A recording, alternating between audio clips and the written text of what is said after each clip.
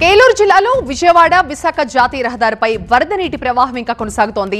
అప్పనవీడు సమీపంలోని రామిలేరులో రోడ్డుపైనే వరద నీరు ప్రవహిస్తుండటంతో వాహనదారులు తీవ్ర అవస్థలు పడుతున్నారు.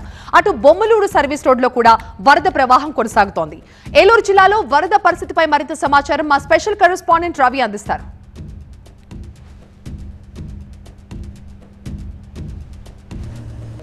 కుండపోత వర్షాలకు భారీగా కురిసినటువంటి వర్షాలు అది పెద్ద ఎత్తున కూడా ఏర్లన్నీ కూడా పొంగిపోయినటువంటి పరిస్థితి.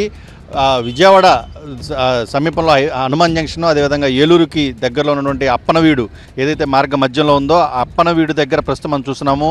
రామిలేరుకు భారీగా వరద నీరు రావడంతో, వర్షం నీరు రావడంతో పూర్తిగా కూడా ఈ అప్పనవీడు దగ్గర మొత్తం రోడ్డు మీదకి పైకి పెద్ద ఎత్తున నీరంతా కూడా ఉదయం నుంచి వచ్చి చేరుకున్న పరిస్థితి. స్థానికుల ఇళ్లలో కూడా భారీగా కూడా వరద నీరు వచ్చింది. అయితే ఉదయం నుంచి కాస్త వర్షం తగ్గడంతో, వర్షం తగ్గుముఖం పట్టడంతో ఒక పక్క రోడ్డుకు ఒక పక్క కొంచెం నెమ్మదించినప్పటికి కూడా ఇంకా మొత్తం హనుమాన్ జంక్షన్ నుంచి ఏలూరు వెళ్ళే మార్గంలో పూర్తిగా కూడా రోడ్డు మొత్తం కూడా జలమయమైన దృశ్యాలు మనం చూడవచ్చు. అదేవిధంగా ఇదే వరద నీటిలో రోడ్డు పైన పూర్తి కూడా ఇదే వరద నీటిలో వాహనాలన్నీ కూడా వెళ్తున్న పరిస్థితి.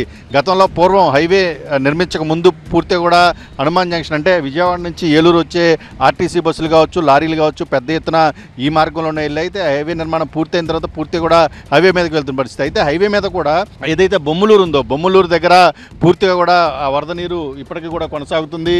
నిన్న అర్ధరాత్రి 12 గంటల నుంచి పెద్ద ఎత్తున రామిలేరుకి సంబంధించిన వరదంతా కూడా హైవే మీదకి చేరడంతో పెద్ద ఎత్తున వరద నీరు మొత్తం కూడా చేరింది. అయితే క్రమంగా కూడా అది తగ్గుముఖం పట్టడంతో ఒకవైపు అంటే ఏలూరు నుంచి విజయవాడ వెళ్ళేటటువంటి మార్గంలో కాస్త వెహికల్స్ అన్నీ కూడా సాఫీగా వెళ్తున్నప్పటికి కూడా విజయవాడ నుంచి ఏలూరు వచ్చేటువంటి మార్గంలో మాత్రం ఇంకా వరద నీరు కొనసాగుతున్న పరిస్థితి కనిపిస్తుంది. అప్పనవీడులో ఇప్పటికే పూర్తిగా కూడా ఎవరైతే ఇళ్లలోకి నీళ్ళు వచ్చాయో వారందరినీ కూడా మనం విజువల్స్లో చూడవచ్చు. చాలా ఇళ్లలోకి నీళ్ళు వెళ్ళిపోయాయి, షాపుల్లోకి నీళ్ళు వెళ్ళిపోయాయి, అదేవిధంగా ఇళ్లలోకి కూడా నీళ్ళు వెళ్ళిపోయిన పరిస్థితి కనిపిస్తుంది. ఇంకా వరద నీటిలో ఉన్నటువంటి కార్లు కూడా మనకి ఈ దృశ్యాల్లో మనం చూడవచ్చు.